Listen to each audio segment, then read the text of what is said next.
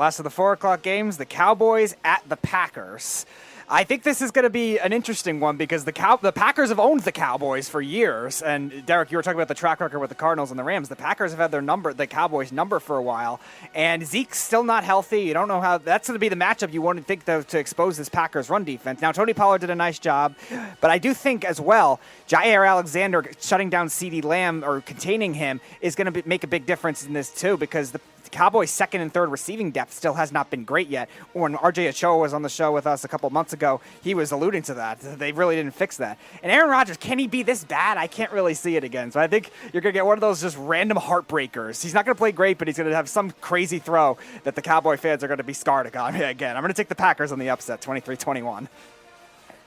Speedy, oh man, I really thought I was going to surprise everyone taking Green Bay here, but I'm backing you here. I think I'm with you. Rodgers has looked horrible the last 5 weeks. Ever since that second half in London against the Giants happened, I mean, they have looked broken. The vibes are not good in Green Bay. I think their playoff chances are kind of down the toilet, but their back's against the wall in this one. Maybe if they win, they can kind of salvage their season.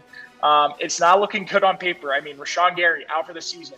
Eric Stokes might be out for the season. Romeo Doubs, who's been a little bit of a bright spot for them, he's questionable in this one. David Bakhtiari, like every single week, he's questionable in this one. So backs against the wall. You kind of have no reason to take the Packers. The Cowboys run the football well, even without Zeke. You have Pollard.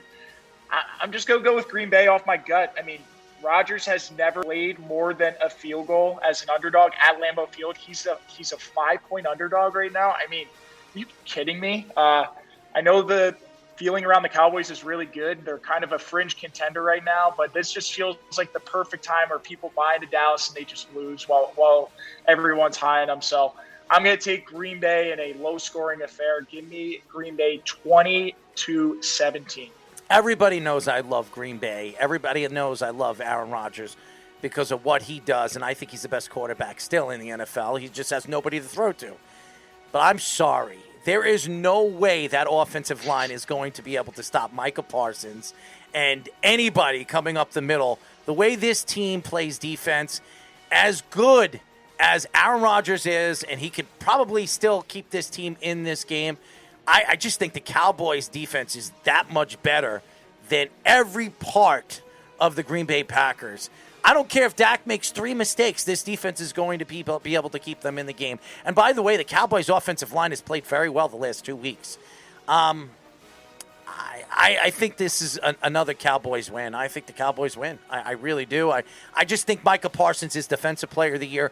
I think he's going to absolutely murder this offensive line because they can't stop a nosebleed. Ask the Jets. Yeah, Cowboys win. It'll be close. Aaron will keep them in 24-21. All right, Sunday Night Football, the LA Chargers at the San Francisco 49ers.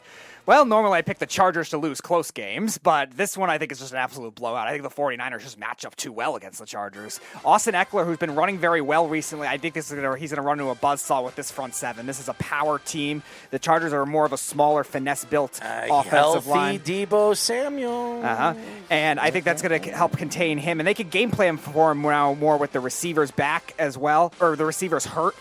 Keenan Allen still not practicing. Mike Williams still on IR. And they don't really have a tight end that can stretch the field. That's really one of the only weaknesses with San Francisco's defense this year. And then offensively, this running scheme, this motion running scheme is just going to be too much. Atlanta rushed for 200 yards last week. Imagine what Christian McCaffrey and maybe Elijah Mitchell, he might come back too. Imagine what they can do. And like Errol said, Deebo Samuel. Don't be surprised if he has some rushing yards in this game as well. So. Yeah, Christian McCaffrey. This is the first time you see both of these guys on the field. How crazy how crazy could this offense be with Hayuk and obviously McCaffrey and now Deebo Samuels? Watch out. And by the way, their star tight end. Yep. So I got the Niners in this one in a blowout, 31-17. I think the Chargers will keep it close, but it was like a perfectly timed bye week for the 49ers. I mean, the injuries were really piling up, and now you get back Deebo, you get back Juszczyk, you get back Samson Ebukam, you get back Eric Armstead, Dre Greenlaw, Eli Mitchell's going to be back in the mix, so now McCaffrey could get a little bit of a breather. So they're healthy, and the Chargers are not, as Speedy said. No Mike Williams. Keenan Allen, I doubt he plays in this one. Obviously, Slater's not going to go in this one. Austin Johnson who's actually been a solid run plugger for them, he's out for the year. I mean, they just can't catch a break in LA, but I think Herbert will keep this close. I mean, he is just an absolute monster in prime time. The Niners, unfortunately, lost Jason Verrett for the year, who, I mean, hearts out to that guy. It seems like that guy has had he's had a season-ending injury every single year, but he's so talented when he's on the field. It's just, you feel so bad for the guy. I do think Herbert will be able to move the ball up and down the field a little bit. It's just going to be tough with the supporting cast. I mean, Josh Palmer and Gerald Everett are your first two options on the perimeter. It's just going to be hard. But so I'm going to go with San Fran. I think LA will keep it closer than expected, but San Fran comes out on top 24-20. I will say this, and this San Francisco team is going to be at full strength. Williams, I don't know if he's practicing, but they're saying that he might be back this week. And if he's not back this week, he'll be back next week. And now they're going to be at full strength. I don't trust Jimmy Garoppolo, and I do believe Herbert is better. But I will say this.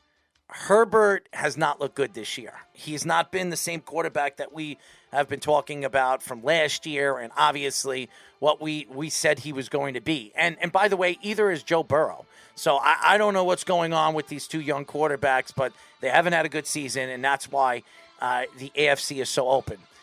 Now, going into San Francisco, I just think San Francisco's a better team. They have a better defense. Bosa, is he back? I don't think he's back in this game. Is he playing?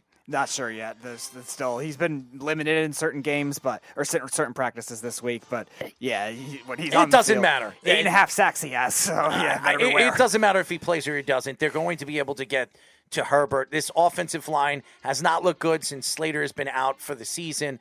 I don't know what this team is as far as the Chargers are concerned. They are going to be looking for a new coach, and Mr. Payton might be the one that's going to be hired. I like San Francisco in this game. Give me San Francisco, Christian McCaffrey with a touchdown, Deebo Samuels with a touchdown, and close to 100 yards on the ground. I would say 27-21. All right, Monday Night Football.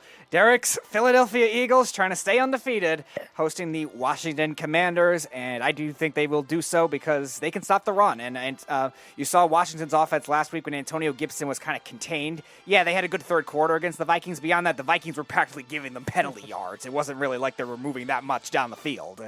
And the Eagles, I don't think they'll let them happen. They're much more disciplined in that secondary than the Vikings are. And Terry McLaurin and Darius Slay, they're going to have their battles, and Washington still hasn't found anything else. Now, I think Washington's defense will keep it close because they've been playing better in recent weeks, but I'm still going to take the Eagles by double digits. I'm going to say 27-16. Washington has kind of come together on defense, and they're kind of meeting expectations of what I thought they would be last year and coming into this year. They can stop the run. That D-line is awesome, but I expect Devontae Smith, like the first outing, to make a lot of plays. I expect A.J. Brown to get more involved. I think he's going to kill them, and look, Heineke is he's a fun story. He's a fun quarterback to watch, but you watched last week's game and he was awful. And I hate to say that about the guy because he's an FCS guy. He's really worked his way through the ladder and he's found a place for himself in this league. But that Curtis Samuel touchdown was one of the worst throws I've ever seen. I mean, he got bailed out by the ref that ran into Harrison Smith. He was triple covered. Two guys get taken out, friendly fire, and Curtis Samuel walks into a touchdown that kind of decides the game and keeps it close, at least with Minnesota. Besides that play, I mean, he did absolutely nothing. He can't push the ball down the field, unlike Carson Wentz. And, yeah, he's won some games, but I think it's been more of a team effort. The defense has really picked it up. I expect Philly to run away with this one, especially off the bye. I feel very good about the Eagles playing well on Monday Night Football at home. So I am going to take the Eagles in this one, a blowout. I'm going to go 31-13. I want to take the Commanders in this game, but I don't know what the Commanders are. I took them last week. I really thought the Commanders were going to pull out that win. They had a chance, and in the fourth quarter, they completely bombed, like you were saying. Heineke just didn't show up in the fourth quarter. But Philadelphia is going to stay undefeated at least this week when they start to play the Cowboys, or they play the Cowboys. And by the way, I believe the Giants are going to be able to compete with them too because of certain aspects of the strengths and the weaknesses of the Eagles' defensive line this year. Now, I think the Eagles' defensive line is very, very good, but you've seen in certain games there's weakness in that line, and they haven't used Jordan Davis, which is very interesting. Then they bring he's on the IR. Yep, and I didn't even know that. And then they bring in Robert Quinn, who I think was a good pickup. We'll see what he is as he figures out this defense and this scheme. But the Eagles are the better team. And the Eagles are going to stay undefeated. Jalen Hurts is going to have a hell of a game. He's going to be able to run against this defense because I believe the Eagles' offensive line has been one of the top 3 offensive lines in football, and they have the best center in football in my eyes in Kelsey. So I don't know. There's really nothing bad to say about this game besides the score. The Eagles will win this game 34-14. I think this game's going to be a blowout. I want to see the Eagles play some good teams. I want to see them play Kansas City. I want to see them play Buffalo. I want to see where they match up against these good teams. Because when a push comes to shove, when you get into the playoffs, yes, the NFC is open. And yes, the Eagles are the best team in the NFC. I don't know what this team is. They haven't been challenged yet this year.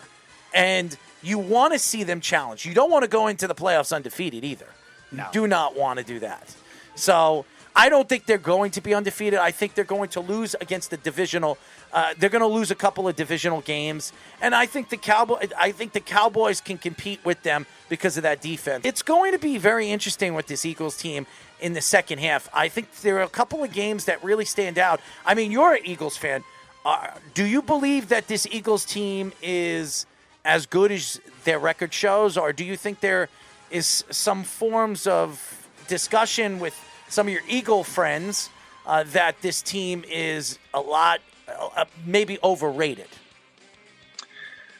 I think they're a really, really good team that has had the easiest road possible. And I say that nicely because the Vikings are the 2 seed in the NFC, but as Errol and I said, and I know Speedy has a different opinion, but I'm not buying into the Vikings being 7-1. No. I think that team is maybe a borderline top 10 team, but really they haven't put it together.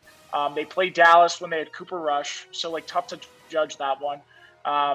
And just some of the teams that they played this year and that they're going to play, you expected more out of. They're playing at Indy in a couple weeks, which before the year you're all right, that might be a tough game. Now it's that's probably going to be a double-digit point spread. Are supposed to play New Orleans later in the year. Before the year, you're all right, New Orleans might be pesky. They might be a wild card team. Maybe they compete. They give the Bucs a hard time in the NFC South.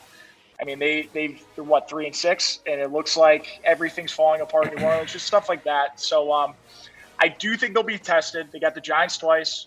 They got at Chicago, and I know Chicago's defense especially. They're like organ donors now, giving away Khalil Mack last year, Robert Quinn, Roquan Smith.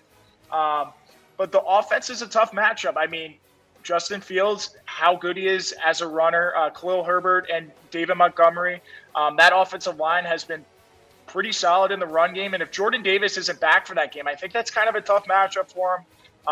They still got to play Tennessee and Derrick Henry. That's the game I think they're going to lose first. Yeah, that's their first game. You combine Henry and his and what he does on the ground, and especially if Jordan Davis doesn't play in that one, and how good Tennessee's defense is and how much they could probably challenge Jalen Hurts, that might be the loss right there.